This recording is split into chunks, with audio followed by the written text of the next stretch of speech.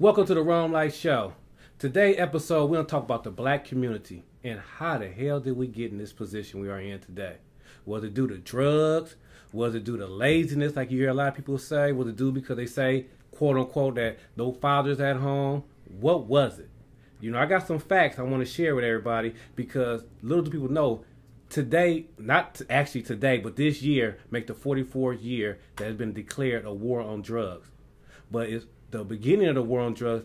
When Nixon first came out with that theory, wasn't about the black people. It was about saving the white people, the hippie stage that was on opium and all the rest of that. You know, the free love and peace, my brother, and all that type of stuff. But Nixon was putting money in prevention and in rehab. Right. And then when he got, Watergated out of president, Ford came in. And Ford took the money from rehab and prevention into prison and policing. And when Jimmy Carter took office, right before he took office in 1977, his speech to Congress, he said he wasn't with filling prisons up with people, the American people. He was against that. Mm-hmm. But what he did do was allow big businesses to leave the black neighborhood and take their business overseas. And when he did that, that brought depression. That brought people were just down and out. People wasn't, when we get depressed, we run to drugs, alcohol, and Jesus. And that's what we did. So Reagan came in right in that 81, and he started dumping crack cocaine into the black community. It started off in South Central LA and spread it like wildfire across this nation. So 3 years in, here goes good old wife Nancy Reagan talking about we got a war on drugs, and they changed the focus to incarcerating black men in the inner city with the drug charges. And that's when they came up with a law that's saying powder cocaine, you get one charge, a minimum sentence of one charge. Crack cocaine, you get a minimum sentence of another charge. So with all that being said, we are in a messed up state, and we've been in this messed up state for quite a long time. So how we gonna get out of it? How we got in it? That's all we're about to talk about now. And like I said, I got my homeboy here, my boy Dre. We came on this spiritual awakening about 3 years ago or so, somewhere around there. And we've been bonded like brothers ever since. So like I said, this show is about the people, giving the people voice. We got enough show for celebrities. So welcome to the show. Thank you. How you doing today? I'm good. You good? I told you I'm trying to be shy and shit, man. Cut that shit out, man. This is a very knowledgeable brother. He's trying like he's shy, little camera shy, but that's all. All that's gonna come out on. So you don't forget about this camera in a minute. You don't get to talking like we do when we having drinks, man. All right. So we should have had a drink. We should have had a drink. So with the presidents, like I said, when Nixon came up with the first war on drugs, then Ford changed it to jail prevention, then Carter, then Reagan. Now, just right there, where Reagan knowingly put crack in the black community, he knew what the effect was going to happen already. So it was already a setup. It wasn't like it was something that was an experiment. They already knew. So what is your feelings on that? Yeah, based on just the facts here, from 1980 to 1997, you had an increase from 50,000 in 1980 to 400,000 of incarceration by 1997. That right there tells you that it was targeted specifically for the black community. So a lot of these politicians and presidents have it out for the black community, and they're very they scheme on a way to make it legal by these drugs, implementing laws and things like that. Like the whole DARE drug. Mm-hmm. The Los Angeles police chief, Daryl Gates, who believed that casual drug dealers and drug users should be taken out and shot. I mean, you have a system set up in place to keep people down. It's targeted at specific groups, us, African Americans, blacks, however you want to name us.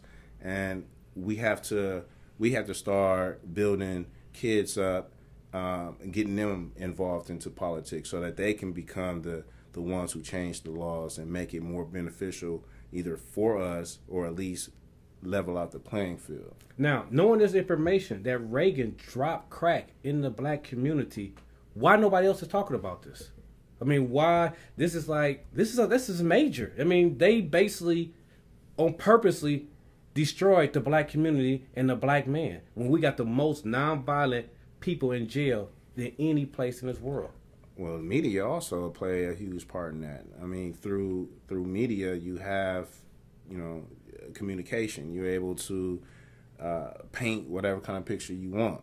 So if the media is painting drug dealers, drug users as this, this beast, preying on other people, then it's going to amplify the need for the drug on, the war on drugs. So again, me personally, I feel like we already in the thick of things. The only thing that could thin it out is through the next generation and making sure that they're fed properly with information and placed in positions to where they could, they can combat that on that level. So what about the people that are generation? I mean, because look, I'm 46 years old.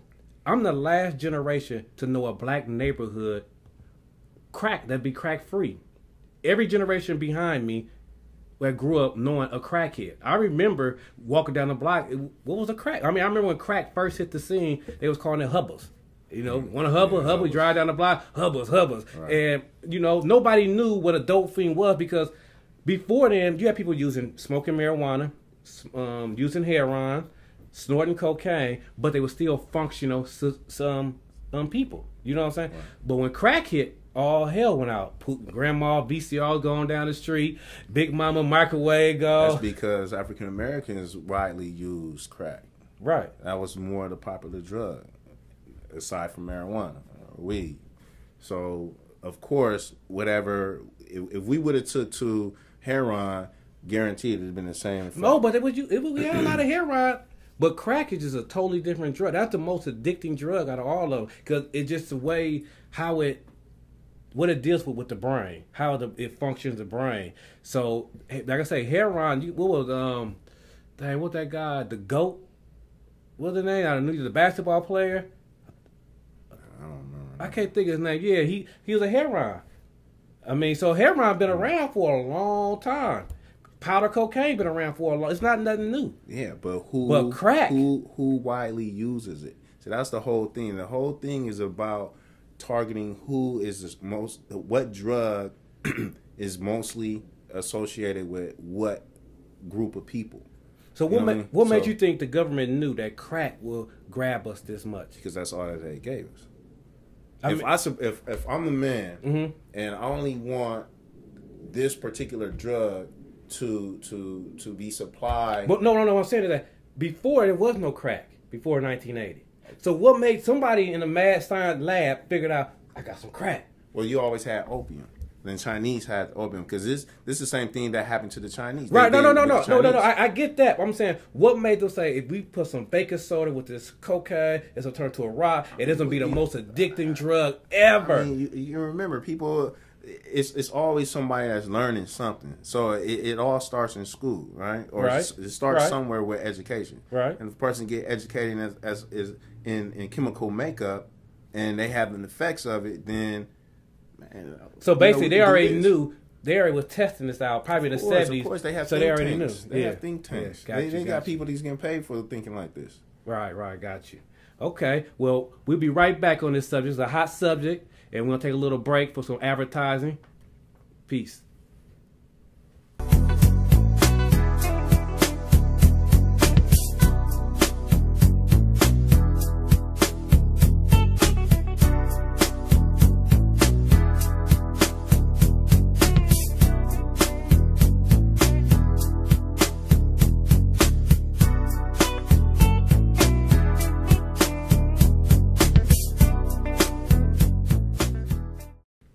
Welcome back. All right, yeah, so we're talking about the whole crack scene and everything, and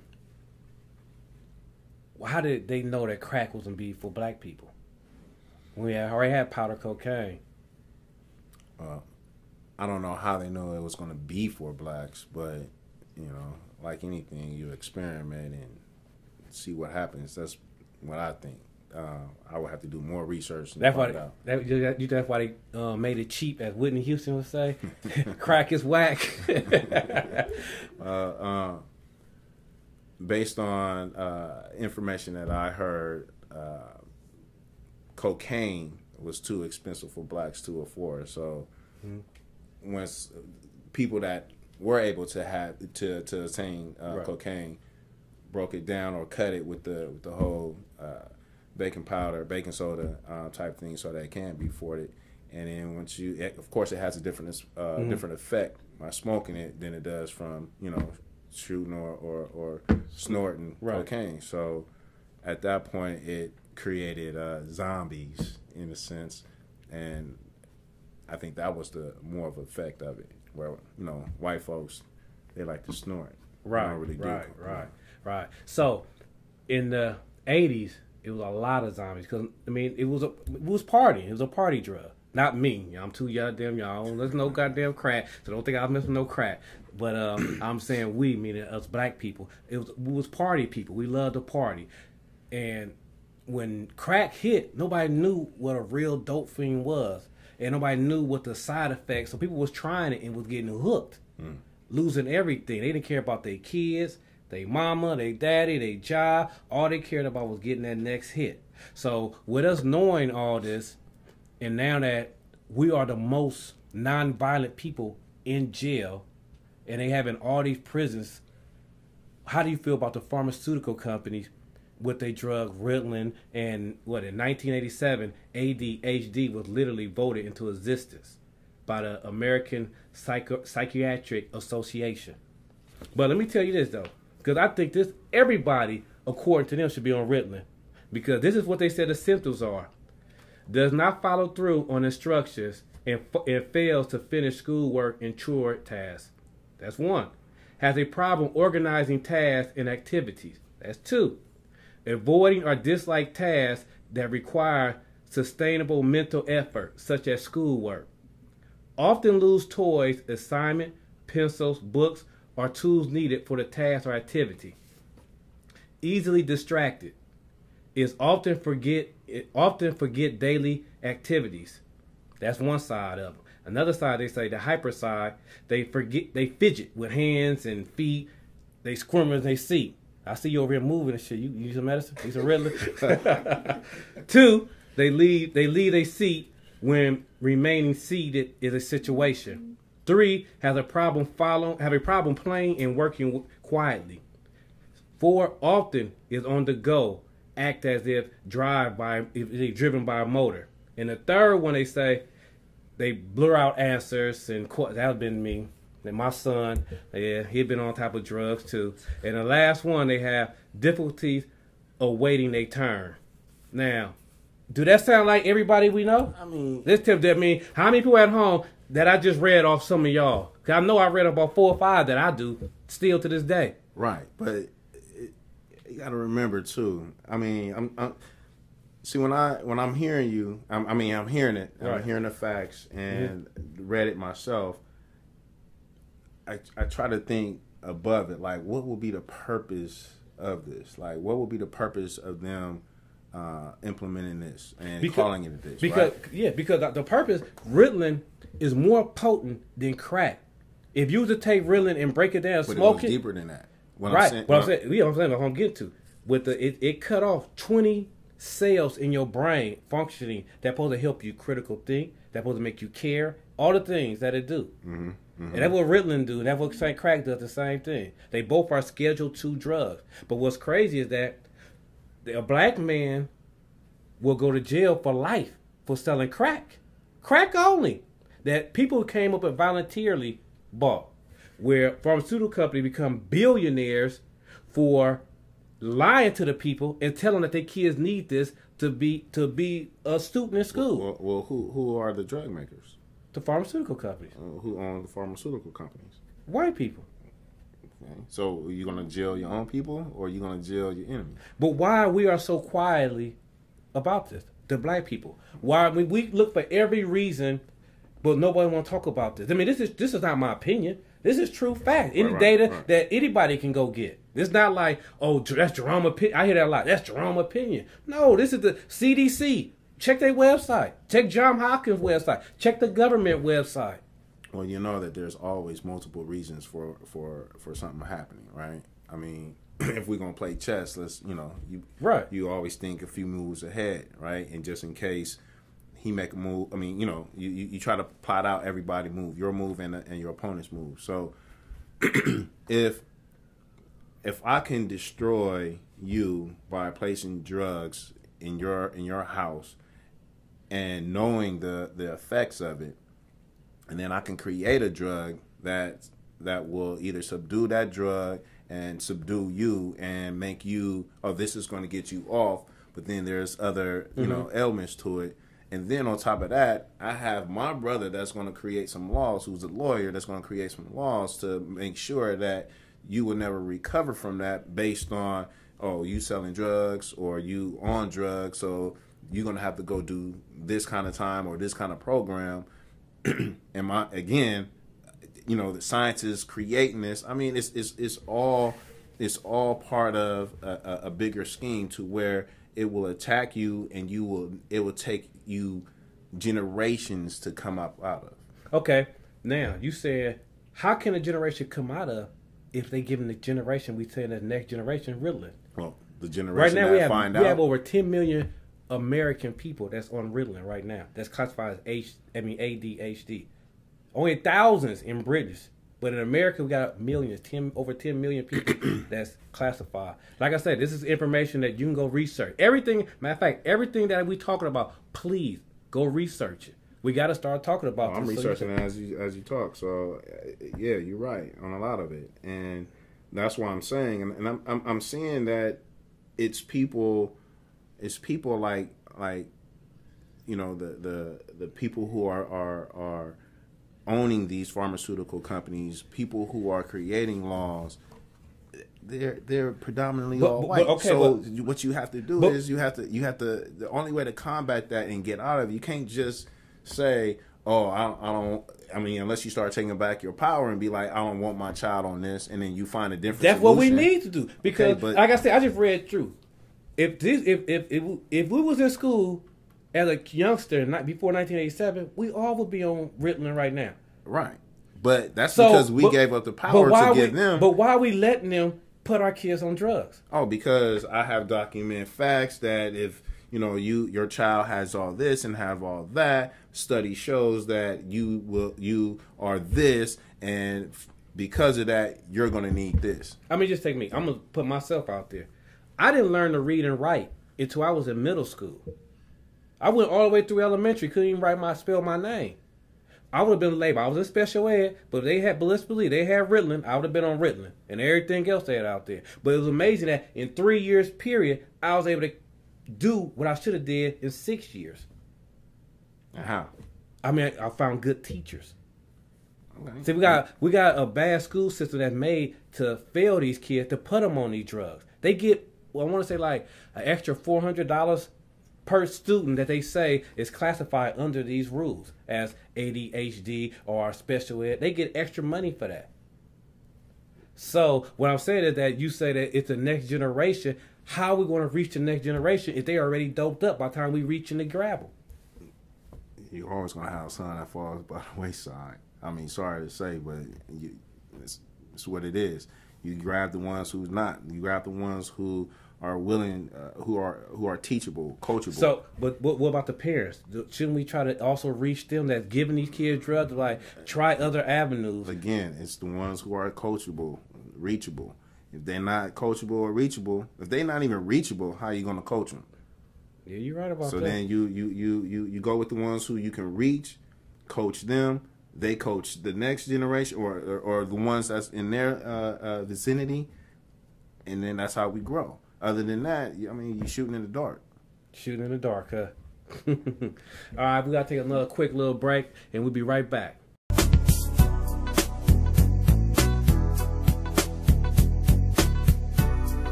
right, welcome back. So, what I suggest, because now we know the issue. We know how crack got in, why crack got in. They got our kids on, basically, they just changed the name. They on crack too. So right now, solutions. And for me, solutions, do your research. Do your homework. Because all the information that I'm giving you guys is out there. They don't even hide it no more. It's out there.